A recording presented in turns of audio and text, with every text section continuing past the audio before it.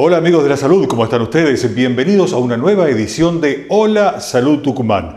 Hoy, como siempre, tendremos la presencia de 4 profesionales hablando de 4 temas totalmente distintos referidos al mundo de la medicina, pero con una particularidad, la forma fácil de entender la medicina. Hablaremos para que usted entienda y comprenda las cuestiones más básicas, sobre todo las patologías básicas que tienen que ver con el cuidado y la prevención en salud. Hola Salud Tucumán. Comenzamos.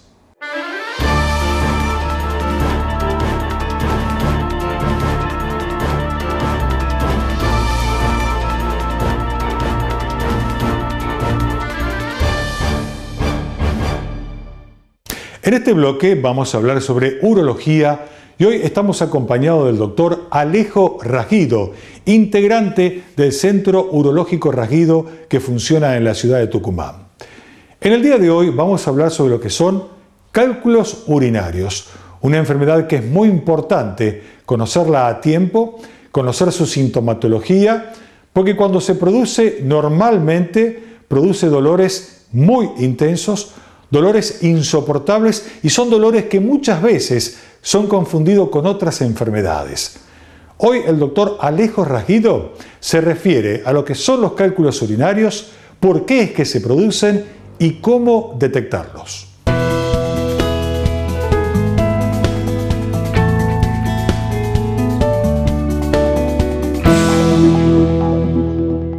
Las litiasis urinarias son acúmulos de cristales que se producen por filtración en exceso de algún componente a través del riñón y que decantan en la vía urinaria y se compactan.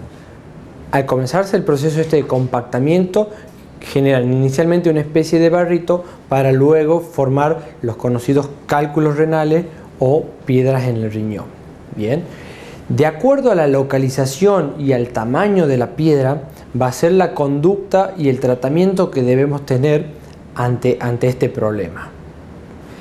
Para llegar a conocer esta característica es muy importante realizarle primero al paciente una ecografía para saber el tamaño, la localización, etc. Un análisis de orina para descartar que no haya infecciones urinarias, porque muchas veces las piedras predisponen a infecciones y las infecciones también predisponen a las piedras, o sea, pueden ser las dos vías del proceso de formación. Cuando tenemos el diagnóstico es esencial y muchas veces realizar una tomografía cuando la piedra se encuentra ya descendiendo en el conducto, porque la ecografía solo muestra el riñón y la vejiga. La tomografía ya nos determinaría la localización exacta en el caso que se encuentre en el conducto. Una vez que se descarta una infección urinaria, pasamos, de acuerdo a lo que nos informa la ecografía, a un estudio de mayor complejidad que es la tomografía.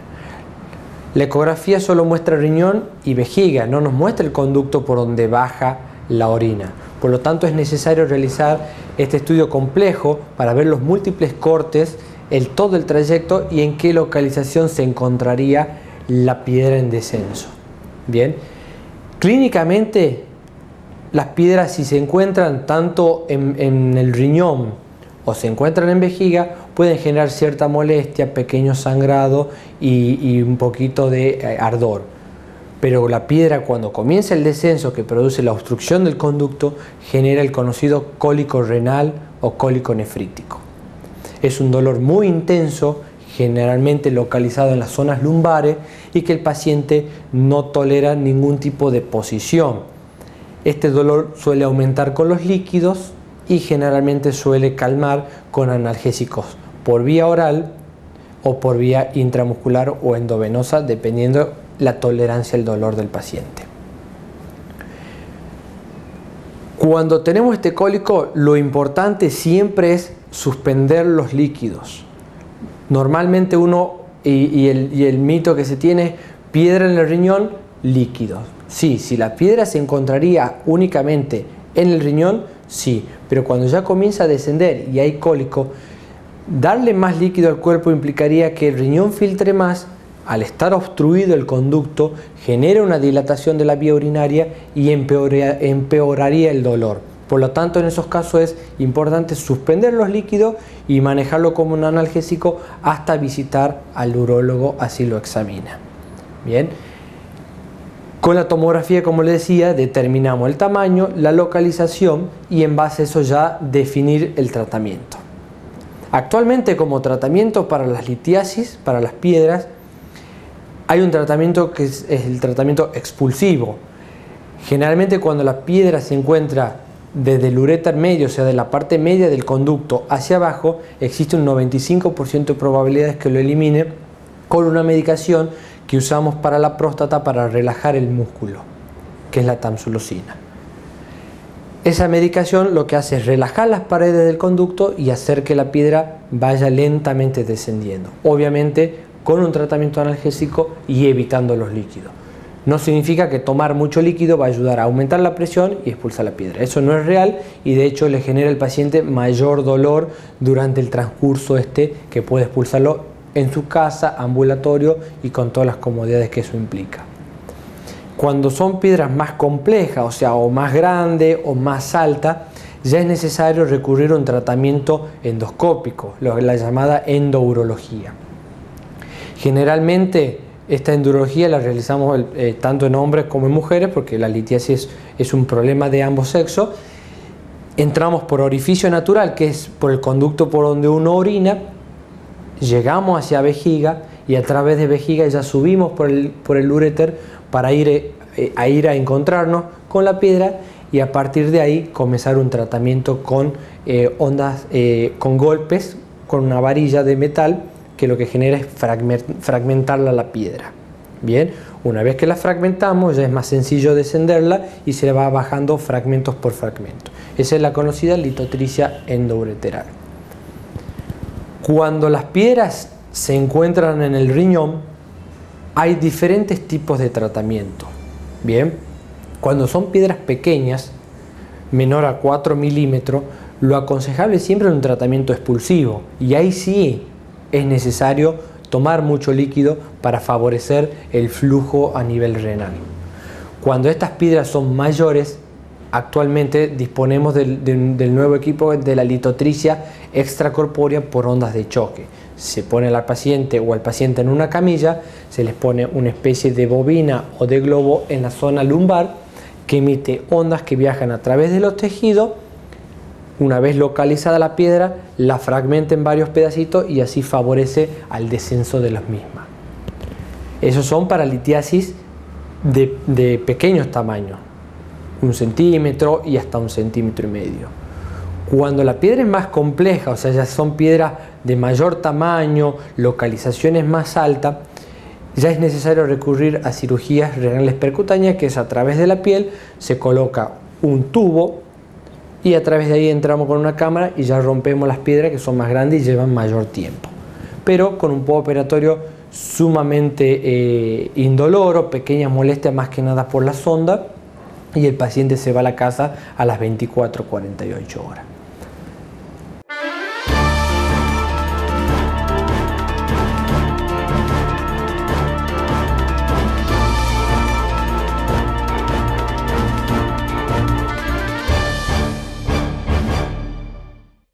En este bloque vamos a hablar sobre lo que es cirugía general.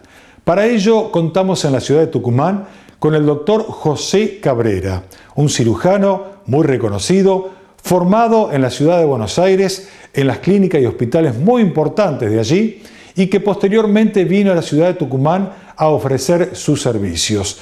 En este caso vamos a hablar de lo que es la cirugía laparoscópica.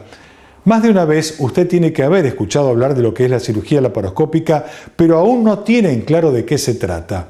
Y quiero contarles a ustedes que la cirugía laparoscópica es una técnica quirúrgica muy moderna que ha llegado para revolucionar el mundo de lo que son las cirugías en general. A través de la laparoscopía se pueden operar infinidades de distintos órganos, de distintas patologías y problemas. En este caso, la cirugía laparoscópica reemplaza a la cirugía general, esa cirugía donde había que hacer grandes incisiones, grandes cortes, y hoy, con tan solo 2 o 3 cortes muy chiquititos, de 1 o 2 centímetros, se pueden operar, por ejemplo, cálculos en la vesícula, se puede operar de apendicitis, se pueden operar hernias. Realmente es una revolución en el mundo de la cirugía y en el mundo de la medicina. Hoy el doctor José Cabrera nos explica qué es la cirugía laparoscópica.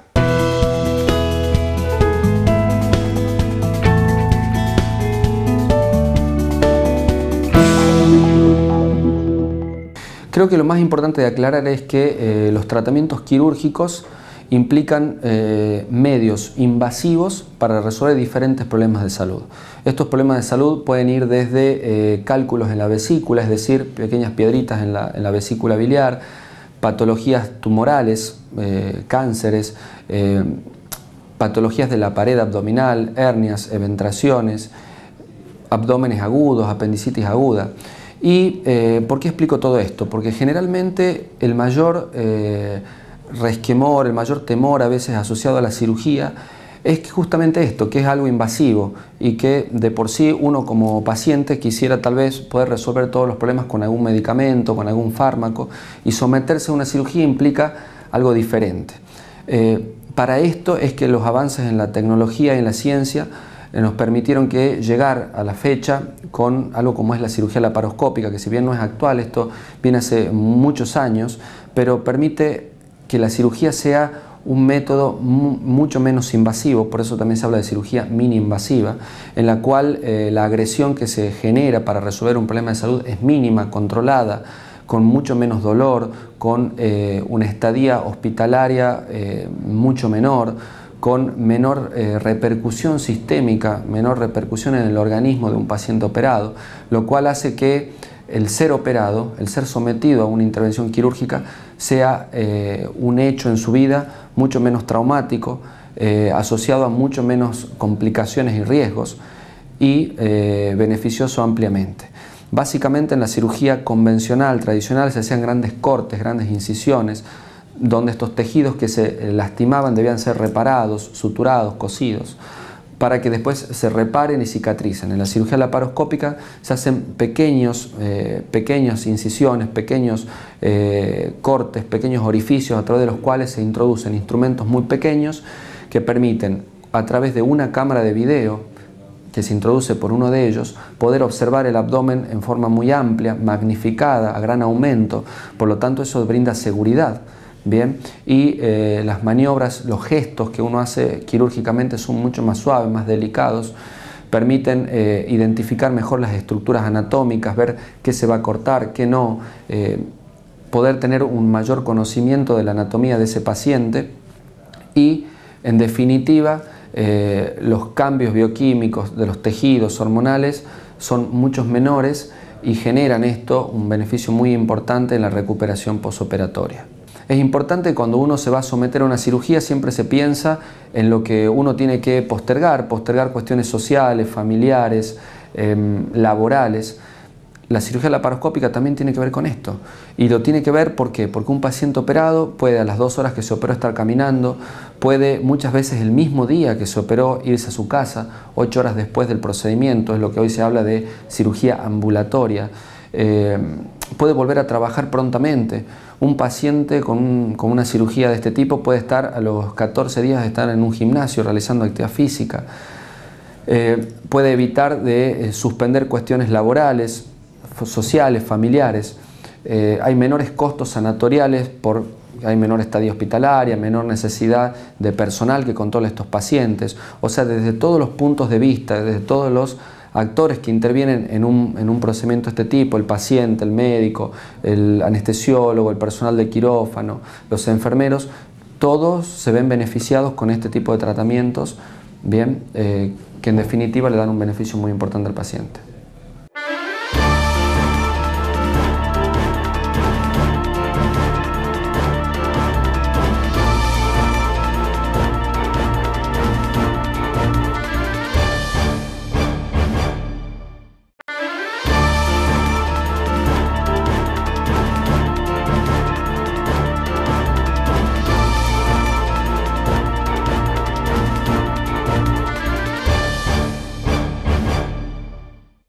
Entramos en el mundo de la oftalmología, especialidad que está relacionada a las enfermedades de los ojos en las personas, y hoy vamos a tratar un tema verdaderamente muy importante.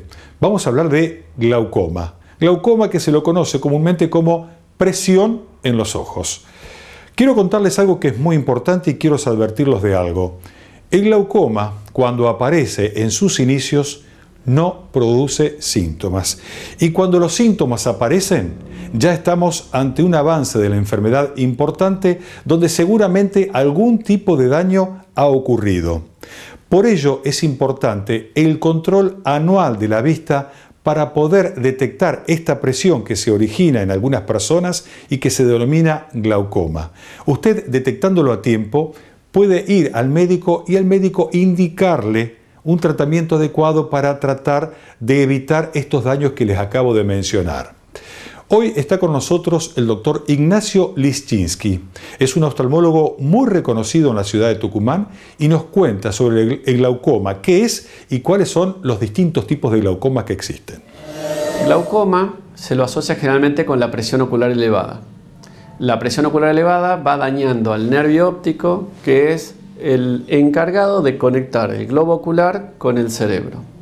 Cuando el nervio óptico se daña, se va dañando en forma irreversible. Por lo tanto, es muy importante hacer un diagnóstico temprano de la enfermedad para poder hacer un tratamiento en el momento. El glaucoma se le llama normalmente el ladrón silencioso de la visión. Se le llama de esta forma porque justamente no da síntomas. La persona no tiene noción si tiene la enfermedad o no la tiene, salvo que le tome la presión ocular el oftalmólogo cuando va a examinarse. Por lo tanto, es importante el examen preventivo para hacer el diagnóstico temprano. Cuando uno logra evaluar al paciente y diagnostica de que tiene la presión ocular elevada o que tiene un daño en el nervio óptico, va a empezar a hacer una serie de estudios para tratar de estadificar a ese paciente. ¿Qué significa estadificar? Vamos a tratar de ver qué grado de lesión tiene, cuánto daño tiene ese ojo, para que en base al daño vamos a indicar el tratamiento adecuado. Para saber cuánto daño tiene esa visión, cuánto daño tiene ese ojo, nosotros vamos a hacer una serie de estudios. Tenemos estudios que los podemos dividir en estudios funcionales y en estudios anatómicos. ¿Qué significa esto? Funcionales significa la función, significa cómo ve usted cuando está en cualquier medio, digamos, cuando está caminando por la calle. ¿Sí? Puede ver el centro y puede ver también la parte periférica, que es la parte que está rodeándolo a usted. ¿Sí? Por ejemplo, yo puedo estar caminando, ver a una persona, pero también puedo ver el árbol que está a la par, otra persona que va caminando por la par, un auto, un coche que corre por la calle. Por lo tanto, todo eso compone todo lo que es visión, la visión central y la visión periférica. En el glaucoma, lo primero que se daña es la visión periférica, hasta que el paciente puede llegar a tener una visión que se llama tubular, que es ver solamente el centro, y esa persona tiene una lesión muy avanzada ya en su nervio óptico por la lesión que produjo su enfermedad de glaucoma. Por lo tanto, esa persona tiene mucha dificultad para movilizarse porque puede no ver cosas pequeñas o sillas o taburetes o inclusive escalones y puede hasta tropezarse. Por lo tanto, desde una visión totalmente normal, en donde uno tiene un campo de visión normal de todo su alrededor, la enfermedad va disminuyendo a medida que va progresando hasta que queda una pequeña visión tubular. Y la enfermedad, cuando llega a su final, puede llegar inclusive a la desaparición total de la visión, a la ceguera. Por lo tanto, cuando uno al glaucoma, la enfermedad, la diagnostica tempranamente, puede detener esta evolución natural de la enfermedad y el paciente mantener su visión. Por lo tanto, el glaucoma es una enfermedad que tratada a tiempo y diagnosticada a tiempo tiene una excelente evolución. Ahora, ¿qué estudio vamos a hacer? Como le venía recordando, tenemos estudios funcionales de cómo ve el paciente. A mí me interesa saber cómo está su visión y cómo impacta la enfermedad en su visión. Entonces, la calidad de vida del paciente, de cómo va a desarrollar su vida natural y normal de todos los días, depende de cómo se pueda mover él en su vida diaria de relación. Y esto está directamente influenciado por cómo tenga su campo visual. Por lo tanto, un estudio va a ser el evaluar cómo está la función visual del paciente, cómo está la función del campo visual del paciente, que se lo hará con un aparato en donde El paciente tendrá un pulsador y va a estar apretando el pulsador a medida que el equipo va señalando una serie de luces en una cúpula, y de esa forma podemos saber cuál es la función del paciente y si hay zonas que no está viendo. Otros estudios son los estudios anatómicos. Estudios anatómicos me van a medir lo que son las estructuras, lo que son la retina. En otras palabras, me va a medir la cantidad de cablecitos o la cantidad de fibras nerviosas que son las que tiene la retina sana. A medida que la enfermedad de glaucoma avanza, estos cablecitos o estas fibras nerviosas van a ir disminuyendo. Entonces, el espesor del tejido va a ir cada vez haciéndose más pequeño. Hoy tenemos equipos en donde pueden hacer justamente esa medición, de saber si el ojo que estamos examinando tiene la cantidad de espesores normales de tejido en cada uno de los sectores que nos interesa evaluar. Si están normales, vamos a poder ya en ese mismo momento explicarle al paciente que está en un estadio de enfermedad muy temprana. Si están más dañados o muy dañados, vamos a poder decir y estadificar y decir en qué momento de la enfermedad nos encontramos para ser más agresivos con el tratamiento o ser con un tratamiento más relajado.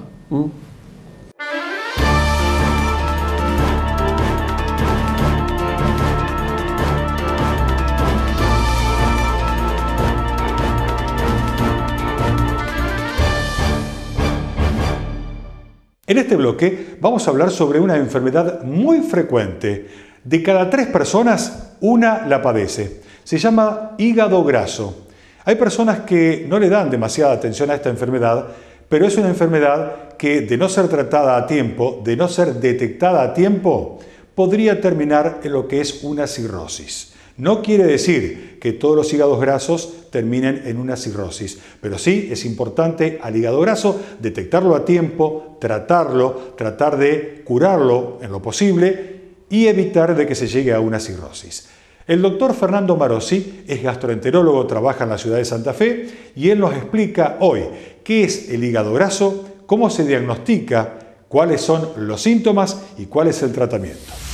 El hígado graso lo podemos definir como la infiltración o el depósito de grasa en el hígado, y es una enfermedad extremadamente frecuente en el mundo. Se calcula que un 25%, un tercio de la población puede estar afectada con el hígado graso, y junto con hepatitis C, fundamentalmente en los países occidentales, es la principal causa de cirrosis y de trasplante de hígado, y asociando también al alcoholismo, por lo que es una enfermedad extremadamente frecuente y extremadamente importante por las consecuencias que deben tener.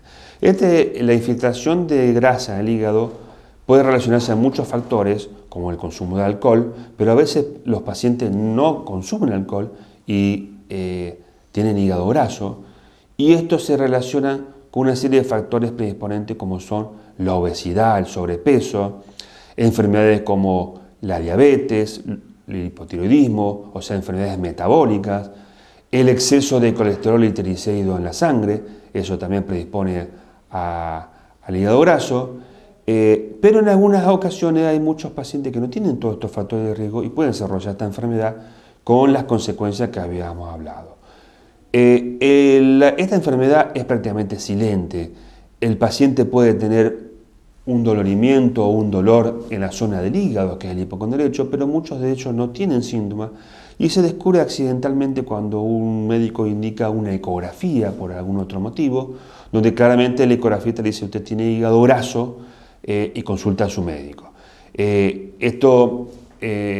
Hay una serie de estudios como de imágenes como la ecografía, la tomografía, que es altamente sensible al diagnóstico, y de laboratorio donde nosotros podemos demostrar la afectación del hígado por esta grasa con una serie de alteraciones del laboratorio que pueden llevar desde una inflamación o una hepatitis por grasa o a una alteración en el funcionamiento con la evolución hacia una cirrosis.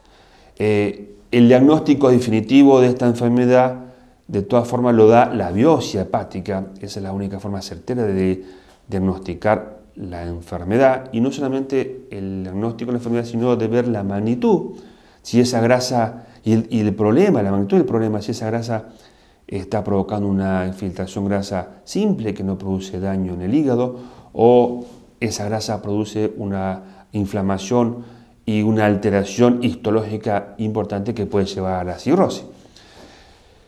El manejo y el tratamiento de esta enfermedad está basado en los factores de riesgo. Hay que combatir la obesidad, el sedentarismo, la dieta rica en grasa y rica en proteínas animales.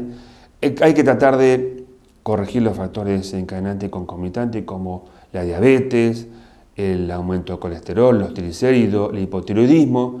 Y existen específicamente una serie de medicamentos específicos como vitamina E, como antioxidante o algunos otros que mejoran la movilización de la grasa del hígado hacia el torrente sanguíneo y de esa forma se puede eliminar.